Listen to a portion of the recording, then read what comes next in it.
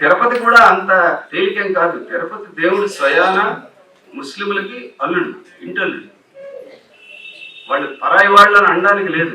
వాళ్ళు ఇంటల్లుడిని పట్టుకుని మీకు సంబంధం లేదు మీరు ఇంటల్లుడితోటని ఎలా అనగలరు ముస్లింలతో అక్కడ? కాబట్టి ఇక్కడ చాలా లౌకిక జీవితం మత విశ్వాసాలని కూడా ప్రభావితం చేస్తుంది. మీరు నెల్లూరు రొట్టెల పండుగ లక్షల మంది హిందువులు ముస్లింలు రొట్టెలు మార్చుకుంటారు. పీర్ల పండుగలో హిందువులు ముస్లింలు కలిసి జరుపుకుంటారు. దూదేకుల వృత్తి చేసే వాళ్ళని ముస్లింలు అనాలా హిందువులు అనాలా అనేది ఇప్పటికీ చర్చనీయాంశమే. ఇక్కడికి వచ్చి గోడ కడతామంటే అంత ఈజీ ఏం కాదు. ఇదంతా ఎందుకు చెబుతున్నానంటే ప్రజల్లో నా అంచనాలో కనీసం 90% మంది లౌకికవాదులు. ఈ 10 మందిలో ఈ మత విద్వేషాలని విశ్వాసంగా కన్ఫ్యూజ్ అయ్యేవాళ్ళు, దాన్ని ప్రచారం చేసేవాళ్ళు ఉన్నారు. మత విశ్వాసం వేరు, మత విద్వేషం వేరు. మత విశ్వాసం ఉన్నవాళ్ళు చాలా మంది ఉంటారు, కానీ మత విశ్వాసమే విద్వేషం అని కన్ఫ్యూజ్ అయ్యేవాళ్ళు కొంతమంది ఉంటారు. ఒక మతాన్ని విశ్వసించడం ఇంకో మతాన్ని ద్వేషించమని ఎక్కడ చెప్పలేదు. మన పురాణాల్లో కూడా అది లేదు. ఇంకొక మతాన్ని ఇంకొక ధర్మాన్ని ద్వేషించేటువంటి ధర్మమే నీదైతే అది ధర్మమే కాదు, అటువంటి ధర్మాన్ని ఎప్పుడు ఆచరించకు అని విదురుడు ధర్మరాజుకి శాంతి పర్వంలో, అంటే దుర్యోధనుడిని వాళ్ళని అందరినీ చంపేసిన తర్వాత వాడు అధికారం చేపట్టేటప్పుడు విదురుడు లౌకికవాదం బోధించాడు. మనం ఆ పురాణాలు అవి చదవలేదు కాబట్టి మనం ఏదో కొత్త విషయం చెబుతున్నాం మనం, లేకపోతే లౌకికవాదం అంటే వెస్టర్న్ కాన్సెప్ట్ అని వాళ్ళు చెప్తున్నారు. అది వెస్టర్న్ కాన్సెప్ట్ కాదు. అశోకుడు ఆ ముందు కాలం నుంచి కూడా ఉంది. అసలు వేదకాలం నాటి దేవుళ్ళందరూ ప్రకృతి శక్తులే. అంటే ఈ ప్రకృతికి అతీతమైన వాడు కాదు, ప్రకృతి లోబడింది లౌకికం. కాబట్టి మనం ఈ క్లారిటీ సామాన్య ప్రజలకైతే ఉంది. 90% జనాలకి ఈ విషయంలో పెద్ద సమస్య కాదు. ఈ దేశం హిందూ మతం ఆధిపత్యంలో ఉండాలా, లేకపోతే ఏ మతం ఆధిపత్యంలో ఉండాలి, వాళ్ళు మెజారిటీ అయిపోతున్నారు. ఇలాంటి ప్రచారానికి 90% ప్రజలు ఏమి లోబడరు. సమస్య ఏమిటంటే 90% ప్రజలు సైలెంట్గా ఉన్నారు. అందుకని మనం ఈ 10% మీద యుద్ధం చేయడం కంటే 90%ని వాళ్ళ మౌనాన్ని నుంచి బయటకు వచ్చేలా చేయడం అనేది ప్రధానమైన కర్తవ్యం అవుతుందని నేను అనుకుంటున్నాను. ఎందుకు వాళ్ళ మౌనం నుంచి బయటికి రావాలంటే, రాకపోతే నష్టపోయేది 90 మంది. 10 మంది ఆల్రెడీ మానసికంగా నష్టపోయి ఉన్నారు. 90 మంది అన్ని రకాలుగానూ నష్టపోయే ప్రమాదాన్ని ఎదుర్కోవాల్సి ఉంటుంది. కాబట్టి ధర్మో రక్షతి రక్షిత అన్నట్టు ఇప్పుడు మనం లౌకిక ధర్మాన్ని రక్షించుకోకపోతే మనకి రక్షణ ఉండదు అనేటువంటిది లౌకికవాదులందరినీ యాక్టివేట్ చేయడం, అంటే 90% ప్రజల్ని యాక్టివేట్ చేయడం మన టాస్క్గా ఉండాలి. వాళ్ళు చెప్పే వాదనలన్నింటినీ కౌంటర్ చేయొచ్చు. పనిపాటు లేని వాడు ఎన్ని వాదనలైనా తెస్తూ ఉంటాడు. నువ్వు ఒకటి కౌంటర్ చేస్తే వాడు ఇంకోటి తెస్తాడు. చరిత్రతో సంబంధం ఉండదు, వాస్తవంతో సంబంధం ఉండదు. అబద్ధాలు చెప్పేవాడికి సాక్ష్యాలు కావాలేంటి? కాబట్టి వాడు ఎన్నైనా చెబుతుంటాడు. వాడు చెబుతున్న దానిన్నింటినీ మనం ఖండిస్తూ ఉన్నాం అనుకోండి, మనం అలసిపోతాం. ఈ 90 మంది వాళ్ళ సైలెన్స్ కొనసాగుతుంది. కాబట్టి మనం టార్గెట్ చేయాల్సింది ఈ 90% లౌకికవాదాన్ని సజీవంగా కలిగి ఉన్నటువంటి ప్రజానీకాన్ని మనం అడ్రస్ చేయాలనేది నా మొదటి పాయింట్. దీనికి కేవలం లౌకికవాదం దానికి వచ్చిన ప్రమాదం అన్న అంశాన్ని మాత్రమే మనం స్పృశిస్తే సరిపోదు. అందుకనే మన వాళ్ళు టాపిక్ రాజ్యాంగం లౌకికవాదం అని పెట్టారు. నేను ఒక పర్టికులర్ ఆస్పెక్ట్ మాట్లాడతాను. ఇప్పుడు ఈ రాజ్యాంగం 75 ఏళ్ళు పూర్తి చేసుకుంది. దీన్ని మనం ఎలా చూస్తాం? కొన్ని చట్టాల తాలూకా పుస్తకంగా చూస్తామా? కొన్ని నిబంధనలు, రెగ్యులేషన్స్, దానికి లోబడి అందరూ వ్యవహరించాలి, దాన్ని ఉల్లంఘించడానికి వీల్లేదు అన్నట్టుగా చూస్తామా? రాజ్యాంగాన్ని మనం ఎలా చూస్తాం? ప్రజలు రాజ్యాంగాన్ని ఎలా చూస్తారు? మనం ఎలా చూడాలి? రాజ్యాంగం అనేది 75 ఏళ్ల పాటు భారతదేశం అనేటువంటి దాన్ని నిలబెట్టి, అంతకుముందు భారతదేశం లేదు. మనం మనం గమనించాల్సిన అంశం అంటే అంతకు ముందు ఉన్నది బ్రిటిష్ ఇండియా. బ్రిటిష్ ఇండియాలో కూడా 650 సంస్థానాలు ఉన్నాయి. అంతకుముందు భారతదేశం అనేది లేదు, భారత ఉపఖండం ఉందంటే. వీళ్ళు చెప్పినట్టు అఖండ భారత్, అఖండ హిందూ దేశం ఇవేమి లేవు, ఉనికిలో. అవన్నీ వీళ్ళు రాసేసుకున్నారు అంతే. అక్కడి నుంచి ఇక్కడ దాకా, ఆఫ్ఘనిస్తాన్ నుంచి బర్మా దాకా మ్యాప్ వేసి ఇదంతా మాదే అంటే నువ్వు మ్యాప్ వేసుకుని అనుకుంటే అనుకోవచ్చు, కానీ అది కాదు. పిచ్చివాళ్ళు చేసే పని తప్ప బుర్ర సవ్యంగా ఉన్నవాళ్ళు చేసే పని కాదు కదా. కాబట్టి అఖండ భారత్ ఇవన్నీ చరిత్రతో సంబంధం లేనిది, వాస్తవంతో సంబంధం లేనిది. వాస్తవం ఏమిటంటే భారత ఉపఖండం అనేక చిన్న చిన్న దేశాలు, అనేక రాజ్యాలతో ఉన్నది. దీన్ని బ్రిటిష్ వాడు ఈ చీలికల్ని, విభేదాల్ని ఉపయోగించుకునే దాదాపు 200 సంవత్సరాలు కొల్లగొట్టాడు. అతన్ని, ఆ బ్రిటిష్ సామ్రాజ్యవాదుల్ని బయటికి పంపే క్రమంలో ఒక జాతీయతా భావం అనేటువంటిది వచ్చింది. పోరాటంలోంచి వచ్చింది, ప్రజల పోరాటంలోంచి భారతీయ జాతీయతా భావం అనేటువంటిది వచ్చింది. ఎలా వచ్చింది? 650 దేశాలు, కొన్ని వందల భాషలు, అందులో గుర్తింపు పొందిన, జాతీయ గుర్తింపు పొందిన భాషలు 22 ఉన్నాయి. ఎన్ని దేశాల్లో ఉన్నాయి ఇలాగా? అలాగే మతాలు, చాలా మతాలు ఉన్నాయి. చాలా మంది ఏమనుకుంటారంటే హిందూ మతం, బౌద్ధ మతం, క్రైస్తవ మతం, జైన మతం, ఇస్లాం మతం, ఒక 5-6 మతాలు అనుకుంటారు. కానీ భారతదేశంలో కొన్ని వందల మతాలు రికార్డ్ అయి ఉన్నాయి. మొన్ననే వాళ్ళు చెప్పారు, ఎవరు, వీరశైవులు, కర్ణాటక వీరశైవులు, మమ్మల్ని జనాభా లెక్కల వాళ్ళు వస్తే హిందువులు అని రాయకండి, వీరశైవులు మతం అని రాయండి అని చెప్పారు. అది ఒక సెపరేట్ మతం. ఒక 4 రోజుల క్రితం ఆర్య వైశ్య సమాజం వాళ్ళు మేము హిందూ సమాజంలో భాగం కాదు, మాది వేరే మతం అని వాళ్ళు ప్రకటించారు. హిందూ సమాజం అనేది ఒక మతం కాదు, అనేక మతాలు. అలాగే ఇతర మతాల్లో కూడా అనేక శాఖలు, శాఖోపశాఖలు ఉన్నాయి. కాబట్టి అనేక మతాలు, ఇంకా స్థానిక దేవతలు ఉన్నారు. వాళ్ళని హిందువులు అనాలా, గిరిజన ప్రాంతంలో దేవుళ్ళు ఉన్నారు, వాళ్ళని హిందువులు అనాలా, ముస్లింలు అనాలా, క్రైస్తవులు అనాలా, ఏమనాలి? నేను ఒక ప్రత్యక్ష అనుభవం చెప్తాను.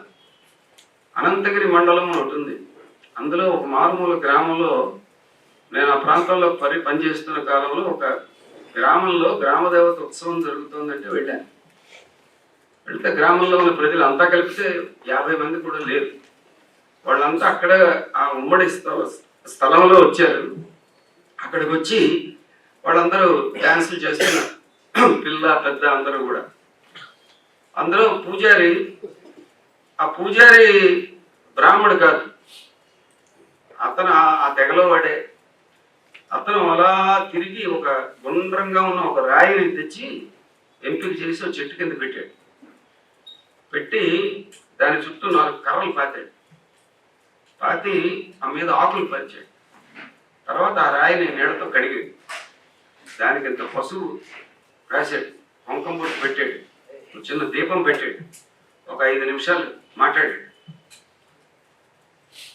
మాట్లాడిన తర్వాత పూజ అయిపోయింది, ఇంకా మీరు కానివ్వండి అన్నాడు. వాళ్ళు మళ్ళా కోళ్ళు కోసేవాళ్ళు, డ్యాన్సులు చేసేవాళ్ళు, ఎవరి పనులు వాళ్ళు మొదలెట్టారు. అప్పుడు అతను నేను ఇంటర్వ్యూ చేశాను, నువ్వేం చేసావన్నాను. దేవతకి పూజ చేశాను అన్నాడు. నువ్వే కదా రాయి పట్టుకొచ్చావు, రాయికి నువ్వు దేవత అంటావేంటంటే, నువ్వేం చూసావు? అయితే నేను రాయిని తెచ్చి ఆ రాయి మీదకి దేవతని పిలిచాను అన్నాడు. మరి వచ్చిందా అంటే, రాక ఏం చేస్తుంది, వచ్చిందన్నాడు. వచ్చిన తర్వాత ఏం అడిగామన్నాను. అడిగితే దేవతని అడిగాను, మాకు మలేరియా రావద్దని, ప్రతి నెల రేషన్ డిపో వాళ్ళు ప్రాంప్ట్గా రేషన్ ఇచ్చేయాలని, చింతపండు పోయడానికి కొట్టడానికి ఎక్కిన వాళ్ళు కాళ్ళు విరగొట్టుకోకూడదని, మాకు అడ్డాకులకి వీటన్నిటికీ రేటు మంచి రేటు రావాలని, షావుకారులు బాకీలు ఎగ్గొట్టకూడదని ఇవన్నీ అడిగాను. అడవి పందులు మా కాళ్ళని విరగొట్టకూడదని, ఇవన్నీ వాడి మేజర్ ప్రాబ్లమ్స్. ఇవన్నీ అడిగాను అన్నాడు. దేవత ఏముందన్న, అన్నీ చూసుకుంటానందన్నాడు. చూసుకుంటుందా అంటే మరి చూసుకోదా, దేవత కదా, ఎవరి కోసం చూసుకుంటుంది అన్నాడు. అప్పుడు అడిగాను, ఇంటికి దేవత పేరేంటని అడిగాను. అడిగితే ప్రపంచంలోనే అతి పెద్ద మూర్ఖుడిని చూసినట్టు వాడు నన్ను చూసాడు. దేవత పేరేమిటి? దేవతే పేరు అన్నాడు. అదేంటన్నా, ప్రపంచాన్ని సృష్టించింది ఎవరు? దేవతేనా అన్నాడు. అవునన్నా. ఆ దేవతే దేవత.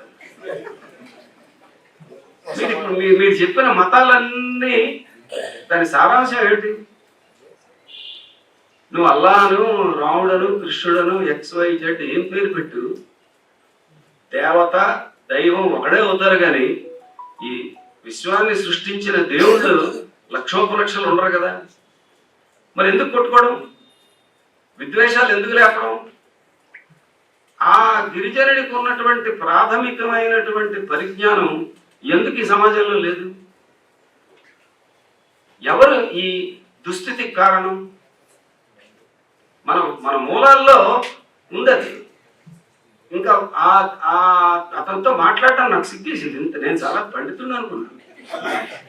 అతని సహజ పాండిత్యం ముందు నేను ఎందుకు వేస్ట్ అనేటువంటిది నాకు అర్థం. నేనే కాదు, చాలా మంది ఆగమశాస్త్ర పండితులు, చాలా మంది ముల్లాలు, చాలా మంది వాటికన్ సిటీలో ఉండేవాళ్ళు, వీళ్ళందరూ ఇన్ని గ్రంథాలు తిరగేయాల్సిన అవసరం లేదు. అతనికి అక్షర జ్ఞానం లేదు, కానీ అతనికి అవసరమైన జ్ఞానం ఉందనేది నాకు అర్థమైంది. కాబట్టి ఇన్ని రకాల వాళ్ళు ఉన్నటువంటి ఈ దేశంలో, ఇంత వైవిధ్యం, ఇన్ని భాషలు, ఇన్ని సంస్కృతులు, ఇన్ని ఉన్న దేశంలో, ఈ భూభాగంలో ఉన్న వాళ్ళందరూ ఏకమై బ్రిటిష్ వాడిని బయటికి తరివేసి అధికారం చేతుల్లోకి తీసుకున్నాక అందరం కలిసి ఐక్యంగా ఎలా బతకాలి అనే దానికోసం రాసుకునేది రాజ్యాంగం. అంబేద్కర్ ఇచ్చాడు, లేకపోతే ఇంకొక మొన్న ఎవడో పెట్టాడు, అంబేద్కర్ రాయలేదు, ఇంకోటి బిఎన్ రావు గారు అని ఆయన రాశాడు, ఆయన ఇచ్చాడు, ఇక్కడి నుంచి కాపీ కొట్టారు, అక్కడి నుంచి కాపీ కొట్టారు. ఇవన్నీ నాన్ సెన్స్. కాపీ కొట్టినా ప్రజాస్వామ్య హక్కుది. భారతదేశ ప్రజలు ప్రపంచంలోని ఎక్కడ మేలైన జ్ఞానాన్నైనా కాపీ కొట్టచ్చు, అందులో తప్పేం లేదు, సిగ్గుపడక్కలేదు. పరీక్షలో కాపీ కొట్టడం కాదు, పనికొచ్చే జ్ఞానాన్ని ఎక్కడి నుంచైనా స్వీకరించే విశాల తత్వం.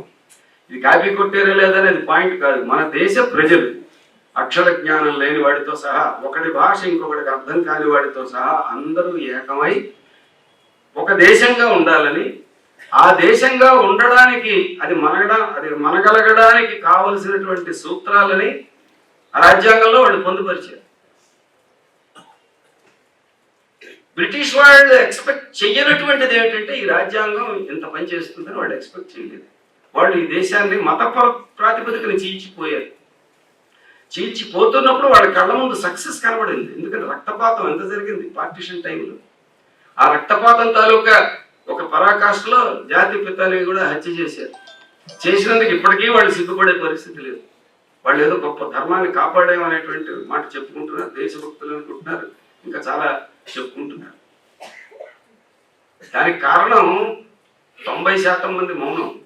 నేను మళ్ళీ చెప్పదలుచుకున్నాను. కాబట్టి 90% మంది మౌనాన్ని వదిలించాలనే పాయింట్ దృష్టిలో పెట్టుకోండి. అంత రక్తపాతంతో మొదలైన మన స్వతంత్రం ఏమైపోయి ఉండాలి ఇప్పటికి? ఎందుకు కాలేదు? అంత ఛాలెంజ్ భారత దేశం యొక్క ఐక్యతకు అంత పెద్ద సవాలు విద్వేష రాజకీయాల నుంచి ఎదురైనప్పుడు భారతదేశ ప్రజలు, ఈ దేశంలో ఉన్నటువంటి ఆనాటి జాతీయ నాయకులు అందరూ ఒకే దీని మీద స్పందించి లౌకిక స్ఫూర్తిని నిలబెట్టారు. కాబట్టి దేశం ఐక్యంగా ఉంది. ఈ లౌకిక తత్వం రాజ్యాంగం తాలూకా బేసిక్ స్ట్రక్చర్లో భాగం. అదేదో బయటిది కాదు. దాని మీద పెద్దలు మాట్లాడతారు. నేను ఆ రాజ్యాంగ ఎక్స్పర్ట్ని కాదు కాబట్టి ఆ విషయం మాట్లాడటం లేదు. ఆ రకంగా లౌకిక స్ఫూర్తి అనేది ప్రజల్లో ఉంది, జాతీయ నాయకుల్లో కూడా ఉంది. ఈ విచ్ఛిన్నకరవాదుల కుట్రలు పనిచేయలేదు. ఎక్కడైతే ఆ నాయకుల్లో, ప్రజల్లో ఇద్దరిలోనూ అది కరువు అవుతుందో అక్కడ మత విద్వేష రాజకీయాలు, ఘర్షణలు జరుగుతాయి.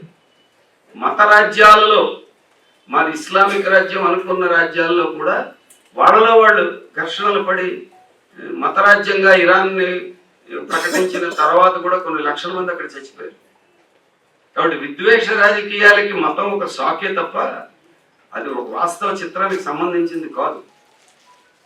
అందుకని భారతదేశంలో ఆ రాజ్యాంగం యొక్క మౌలిక సూత్రమైనటువంటి ఒక సూత్రమైన లౌకిక తత్వం అది కాపాడేది.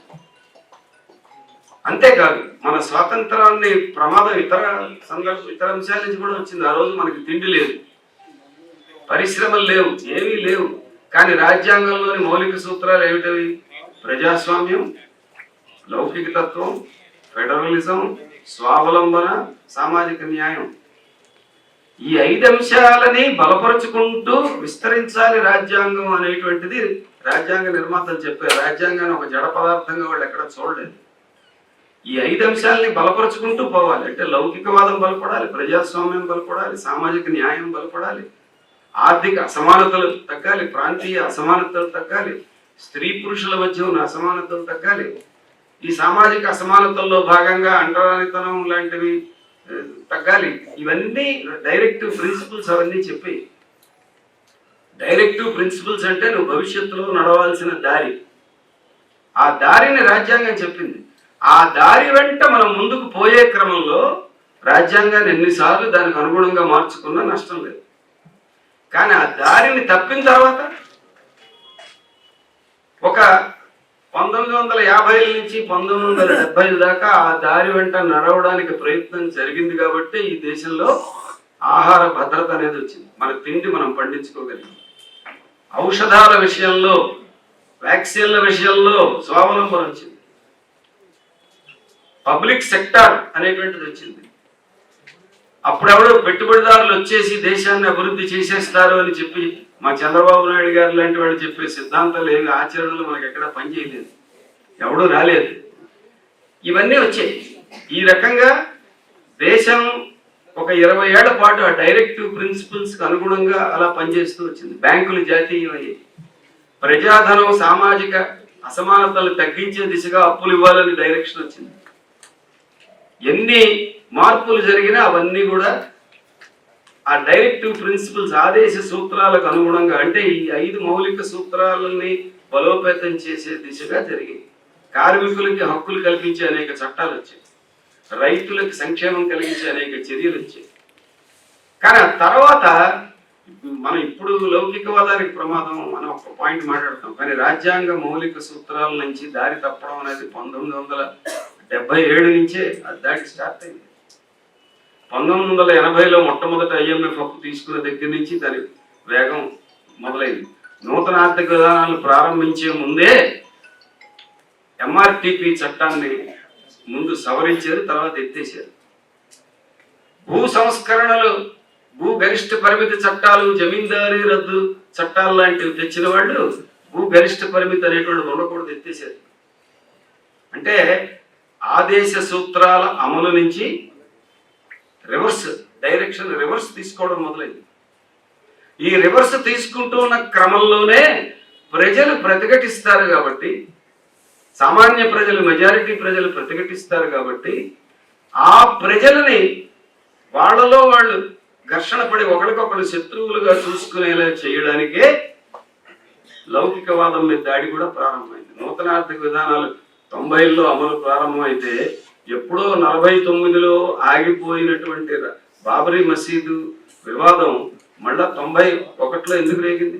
86లో రథయాత్ర అద్వానీ గారు ప్రారంభించడానికిను, 85లో రాజీవ్ గాంధీ గారు MRTP చట్టాన్ని రద్దు చేసి ప్రభుత్వ రంగాన్ని ప్రైవేటైజ్ చేసే ఆలోచనలు వాటిని ప్రకటించడానికి లింక్ ఏమీ లేదనుకోవాలా? ఈ లింక్ని మనం చూడటం లేదు. విడివిడిగా ఒక్క సెక్యులరిజం మీద పోరాడదాం అనుకుంటే కుదరదు. ఒకదానికి ఒక జబ్బు, ఒక వైటల్ ఆర్గానికి ఒక జబ్బు చేసింది అనుకోండి, ఆ గుండెకి ఒక జబ్బు చేస్తే ఒక గుండెనే కాదు అన్నింటినీ పరీక్షిస్తాడు డాక్టర్. గుండెకి జబ్బు చేసింది కాబట్టి గుండెకి ఆపరేషన్ చేద్దాం అనుకుంటే ఇంకెక్కడో అది తగిలి మనిషే పోవచ్చు. ఇప్పుడు రాజ్యాంగానికి వచ్చిన వైటల్ ఆర్గన్స్ అన్నింటికీ ఇప్పుడు దాడి వచ్చింది. ప్రజాస్వామ్యం విస్తరించే క్రమం నుంచి రివర్స్ అయిపోయింది. బ్రిటిష్ కాలం నాటి చట్టం పేరు మార్చుకొని ఇప్పుడు ఉపా చట్టం పేరుతో, అప్పుడు రాజద్రోహం అన్నాడు బ్రిటిష్ వాడు, ఇప్పుడు దేశద్రోహం అంటున్నారు. ఇందాక మేడం చెప్తున్నారు, పాలస్తీనాకి బాధితులకి మద్దతుగా ఊరేగింపు తీస్తే ఇది దేశద్రోహం, వాళ్ళకి ఎలా మద్దతు తెలియజేస్తారని పోలీసులు అడ్డం పడ్డారు. పాలస్తీనాలో బాధితులకి, చచ్చిపోతున్న వాళ్ళకి మద్దతు తెలియజేయకపోతే అది మానవత్వమే లేనివాడు. ఇన్సిడెంట్లుగా ఇక్కడ మీ దృష్టిలో పెట్టాల్సిందంటే, ప్రపంచంలోని ప్రధాన దేశాల్లో పాలస్తీనా దుర్మార్గానికి ఆ పాలస్తీనాలో జరుగుతున్నటువంటి, ముఖ్యంగా గాజాలో జరుగుతున్న నరమేధానికి వ్యతిరేకంగా ప్రదర్శనలు జరగని దేశ రాజధాని భారతదేశంలో ఒకటే, న్యూఢిల్లీ. అంత అంత ఘనత వచ్చేసింది. అదే పాలస్తీనాకి మూడో ప్రపంచ దేశాల్లో మొట్టమొదటి గుర్తింపు ఇచ్చిన దేశం ఆనాడు భారతదేశం. అంటే అక్కడి నుంచి ఇటు వచ్చాం, ఎంత రివర్స్ అయ్యాం. రాజ్యాంగ స్ఫూర్తికి, మన ఆదేశ సూత్రాలకి, వాటిని అమలు జరపడానికి వెళ్ళే మార్గం నుంచి ఎంత రివర్స్ అవుతున్నాము అనేటువంటిది. ఈ రివర్స్ అవ్వడం వల్ల ఎవరు నష్టపోతున్నారు, ఎవరు లాభపడుతున్నారు? భూగరిష్ట పరిమితి చట్టాలు, ఎంఆర్టీపీ చట్టాలు ఇవన్నీ పోయినందువల్ల సంపద కేంద్రీకరణ పెరిగింది. ప్రభుత్వం ప్రజల సొమ్ముతో నిర్మించిన ప్రభుత్వ రంగ పరిశ్రమలు కార్పొరేట్ల పరమవుతున్నాయి. నిరుద్యోగం పెరిగింది. ఆదాయాల అసమానతలు, సంపద అసమానతలు తగ్గించాలని ఆదేశ సూత్రాలు చెప్తే ఆ ఆదేశ కొన్నాడు పాటు తేడాలు తగ్గాయి. 1975 దాకా తగ్గాయి. తర్వాత గ్యాప్ పెరగడం మొదలెట్టింది. ఇప్పుడు రికార్డు స్థాయిలో ఉంది. కేవలం 217 కుటుంబాల చేతుల్లో భారతదేశం సంపదలో 25% సంపద ఉంది. 217 కుటుంబాలు అంటే ఎంత సంపద కేంద్రీకరణ జరిగింది అంటే ఇదంతా ఎక్కడి నుంచి వచ్చింది? ప్రజల సంపద అటుపోతుంది. అంటే రాజ్యాంగం నుంచి, రాజ్యాంగం యొక్క ఆదేశాల నుంచి. ఆదేశ సూత్రం అంటే ఏమిటి? Something that you should implement, any government should implement. కానీ ఆ ఆదేశాన్ని ధిక్కరించి వాడు తోచింది జరిపి ఇదే అభివృద్ధి అనుకోండి అని చెప్పి జనాల్ని నమ్మించడం. ఆ నమ్మకాలలో ట్రాప్లో పడిన వాళ్ళు మొట్టమొదటి పడేవాళ్ళు మిడిల్ క్లాస్. ఎందుకు పడతారంటే మిడిల్ క్లాస్ కాళ్ళు సామాన్య ప్రజల్లో ఉంటాయి, కానీ వాడు తల కార్పొరేట్ల దగ్గర ఉంటుంది. ఆ తలకే ఆ చెవులు ఉంటాయి, కాళ్ళకి చెవులు ఉండవు కదా. అందుకని ఆ కార్పొరేట్లు చెప్పింది ఎక్కించుకుంటారు సులువుగా. వాళ్ళకి షేర్ మార్కెట్ రేటు పెరిగితే భారతదేశం అభివృద్ధి చెందుతోందని, షేర్ మార్కెట్ పడిపోతే సంకనాకి పోయింది దేశం అని తొక్కుపడిపోయే బ్యాచ్ ఎక్కువ ఉంటుంది. ఈ షేర్ మార్కెట్ కి ఈ మధ్యతరగతి వాడి ఆదాయానికి ఏమి సంబంధం లేకపోయినా జీడిపి వృద్ధి ఉంది అంటే సంతోషిస్తాడు. జిఎస్టి వసూళ్లు పెరిగాయి అంటే ఆనందిస్తాడు. ఈయనకి ఏమిటి ఆనందం నాకు అర్థం కాదు. ఆ జిఎస్టి వసూళ్లు పెరగడానికి పెట్రోల్ ధరలు పెరగడమే కారణం. ఆ పెట్రోల్ రోజు ఎక్కువ డబ్బులు ఇచ్చి బండికి కొట్టించుకుంటూ ఉంటాడు, కానీ జిఎస్టి వసూళ్లు పెరిగితే ఆనందిస్తాడు. అది మనం వీళ్ళ సంగతి చూడాలి. అలా మతోన్మాదులు వాళ్ళ సంగతి పెద్ద చూడక్కర్లేదు. వీళ్ళకి అర్థమైతే వీళ్ళ సంగతి అందరూ చూస్తారు. అందుకని ఈ రివర్సల్ ఎప్పుడైతే స్టార్ట్ అయిందో, ఈ రివర్సల్ ని ప్రజలు ప్రతిఘటించకుండా ఉండడానికి ముందుకొచ్చాయి మత విద్వేష రాజకీయాలు. కాబట్టి ఒక్క సెక్యులరిజం మీదే మనం ఎక్కువ పెడితే సమస్య పరిష్కారం కాదు. రావణాసురుడి తలల్ని నరుకుతూనే ఉన్నాడు రాముడు, వాడు చావలేదు. మూలం ఎక్కడ ఉంది? వాడి పొట్టలో ఉంది. ఆ పొట్ట మీద నువ్వు గురిపెట్టి కొడితే కానీ రావణాసురుడు చావడంటే ఆ పొట్ట మీదకి ఆ బాణం వేసాడు, అప్పుడు రావణాసురుడు చచ్చిపోయాడు. ఇప్పుడు ఈ ప్రమాదం మొత్తం రాజ్యాంగాన్ని కాపాడుకోవడం, రాజ్యాంగ విలువల్ని కాపాడుకోవడం అనే దాని మీద. రాజ్యాంగాన్ని కాపాడుకోవడం అంటే ఏమిటి? భారతదేశపు అస్తిత్వాన్ని కాపాడుకోవడం. ఈ రాజకీయం ఇలాగే కొనసాగింది అనుకోండి, ఈ సెక్యులరిజం మీద దాడి ఇలాగే కొనసాగింది అనుకోండి, భారతదేశ ఐక్యత ఉండదు. తక్కువ సంఖ్యలో ఉన్నారా ఇటు ముస్లింలు? 22 నుంచి 24 కోట్ల మధ్య ఉన్నారు.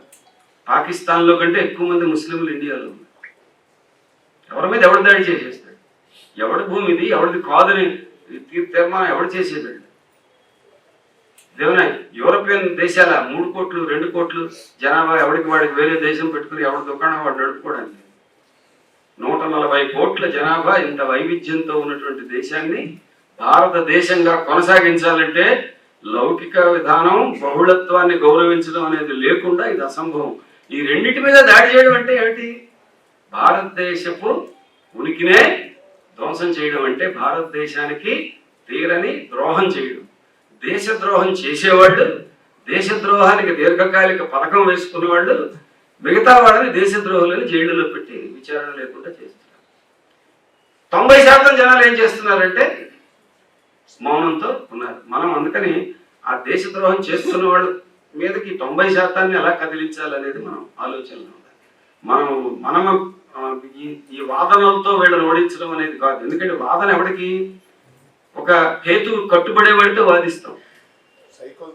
హేతు విరుద్ధంగా ఉండేవాడితో ఏ వాదన చేస్తాం? నువ్వు ఏది మాట్లాడితే దానికే అడ్డగోలుగా మాట్లాడేవాడికి మీరు ఏ వాదన చేస్తారు?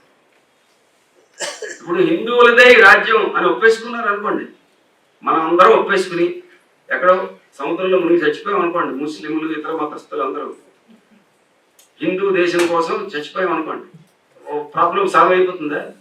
అప్పుడు ఈ భారతదేశాన్ని ఎవడు పరిపాలించారు? ఎవడు? హిందువులు, శైవుల, వైష్ణవుల, శాక్తేయుల, లేకపోతే మా దేవుడే గొప్ప అనుకునేవాళ్ళు చాలా మంది ఉన్నారు కదా. మా అయ్యప్పే గొప్ప అనుకునే వాళ్ళు ఉంటారు, మా కనకదుర్గమ్మే గొప్ప అనుకునే వాళ్ళు ఉంటారు, అనంతగిరిలో మా వాళ్ళకి ఆ దేవతే గొప్ప, పేర్లే మన పేర్ల లెక్కలో పేరు లేని దేవత. ఇలాగ ఇంతమందిలో ఎవరెవరిని పరిపాలిస్తారు? ఐక్యత ఎలా నిలబడుతుంది? మతం ప్రాతిపదికతో పాలించే ఏ దేశంలోనైనా ఐక్యత నిలబడిందా? మన భారతదేశం ఇంత వైవిధ్యం ఉన్న దేశంలో ఐక్యత లేకపోతే నెక్స్ట్ ఏమిటి? ఓన్లీ పరిపాలించుకుంటే హిందువులు మెజారిటీ కాబట్టి వాళ్ళని పాలించుకొని మనకేమొచ్చిందని 90% అనుకుంటున్నారు. ఒక్కసారి ఆ వాదన పైచేయి సాధిస్తే దేశం ఉండదు, భారతదేశంగా ఉండదు, ముక్క చెక్కలు అవుతుంది.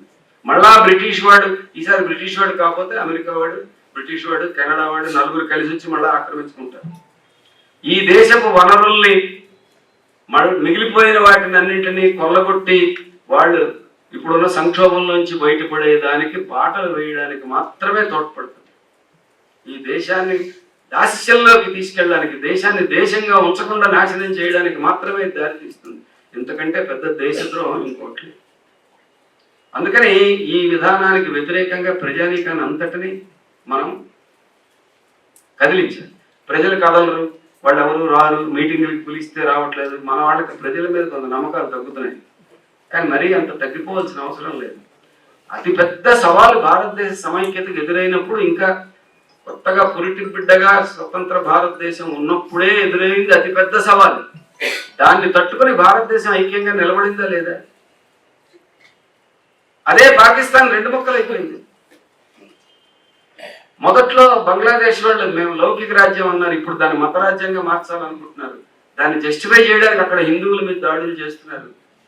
ఇక్కడున్న పెద్దలు పరిపాలిస్తున్న వాళ్ళు ఇక్కడ ముస్లింల మీద వాళ్ళు దాడి చేయొచ్చు, అక్కడ మాత్రం హిందువుల మీద దాడి చేస్తే మీరు ఎవరు మాట్లాడడం లేదేమో అందరూ అడుగుతున్నారు. అందరూ మాట్లాడారు. ఎక్కడైనా మైనారిటీలకు రక్షణ కల్పించడం మెజారిటీ బాధ్యత. ఒక ఇంట్లో నలుగురు మనుషులు ఉంటే అందులో ఎవడు బలహీనంగా ఉంటాడో, ఎవరికి ఎక్కువ రక్షణ కావాలో ఆ రక్షణ కల్పించే మిగతా అన్నదమ్ముల బాధ్యత. ఇది ప్రత్యేకంగా ఒకటి చెప్పాలి, మైనారిటీల రక్షణ అనేది డెమోక్రసీ తాలూకా ఒక ఎసెన్షియల్ పాయింట్. కాబట్టి అటువంటి వాదనలు నెగ్గవు. కానీ ఇప్పుడు రివర్సల్ అవుతుంది. బంగ్లాదేశ్లో వాళ్ళు మత రాజ్యంగా దాన్ని మార్చాలనే ప్రయత్నాలు జరుగుతున్నాయి. జరిగితే మనకి నష్టం, మనకంటే మొత్తం లౌకిక శక్తులు ప్రపంచం మొత్తం మీద నష్టం. ఏదైనప్పటికీ భారతదేశంలో ఆ క్రైసిస్లో మహాత్మా గాంధీని బలిపెట్టినప్పటికీ దేశాన్ని కాపాడుకున్నామా లేదా? మళ్ళా 1977లో ఎమర్జెన్సీని ఓడించి ఈ దేశం తాలూకా రాజ్యాంగ మౌలిక విలువలైన ప్రజాస్వామ్యాన్ని, పౌర హక్కుల్ని కాపాడుకున్నామా లేదా? అనేక కష్ట నష్టాల మధ్య కూడా మనం విద్యా హక్కుని ప్రాథమిక హక్కుగా తెచ్చుకున్నామా లేదా ఈ మధ్య? అలాగే అటవీ హక్కుల చట్టాన్ని, ఒక గిరిజనులకి ప్రాథమిక హక్కు అడవి మీద ఉందనేది తెచ్చుకున్నామా లేదా? రైట్ టు ఇన్ఫర్మేషన్ తెచ్చుకున్నాం. ఇవన్నీ ఎంత బాగా అమలు జరుగుతున్నాయంటే మిగతా హక్కుల్లాగే ఇవి సరిగా అమలు జరపకపోవచ్చు, కానీ హక్కుల్ని అంగీకరించక, టోకెన్ గానైనా అంగీకరించక తప్పనిసరి పరిస్థితి ఎందుకు వచ్చింది? ప్రజా ఉద్యమాల తాలూకా ఒత్తిడి, దాని ప్రభావమే కదా. ఆ రోజు UPA 1లో ఉన్నటువంటి కాంపోజిషన్లో వాళ్ళ మీద వామపక్షాలు ఒత్తిడి చేయగలిగాయి కాబట్టి అవన్నీ వచ్చాయి. అలాగే ఉపాధి హామీ ఒక పరోక్షంగా, ఉద్యోగం కూడా ఒక హక్కు, ఉపాధి ఒక హక్కు, ప్రాథమిక హక్కు అని పాక్షికంగానైనా అంగీకరించినటువంటి చట్టం. కాబట్టి అటువంటివి సాధించినవి ఉన్నాయి. అన్నిటికీ మించి మనం ఎప్పటిదో పాతవన్నీ చెప్పక్కర్లేదు. 2024 ఎన్నికల్లో మోడీ గారు ఏం చెప్పారు? మాకు 400 సీట్లు ఇస్తే ఏం చేస్తామన్నాడు? రాజ్యాంగాన్ని మార్చేస్తామని. అంటే ఇలాగ యూటర్న్ తీసుకుని ఈ డొంక తిరిగేందుకు మొత్తాన్నే ఆ రాజ్యాంగాన్ని ధ్వంసం చేసి మేము హిందూ రాజ్యాంగాన్ని తీసుకొస్తామని వాళ్ళు చెప్పారు. ప్రజలు ఏం చేశారు? ఉన్న మెజారిటీనే ఎక్కడెక్కడ రాముడు దేవాలయాలు కట్టారు అన్ని చోట్ల బీజేపీ ఓడిపోయింది. అందుకని నాకు రాముడు కొంచెం సెక్యులర్ అని అనిపిస్తుంది. పని చేయలేదు అది. అందుకని ప్రజల్ని మరి మనం ప్రజలు అంతా విద్వేషంతో ఎట్టుబడితే అటు కొట్టుకుపోతారో అలా అనుకోకండి. ఇలా మనం అనుకోవడానికి ఎక్కువ కారణం ఏంటంటే మనం ఎక్కువసేపు సోషల్ మీడియాలో ఉండిపోతాం.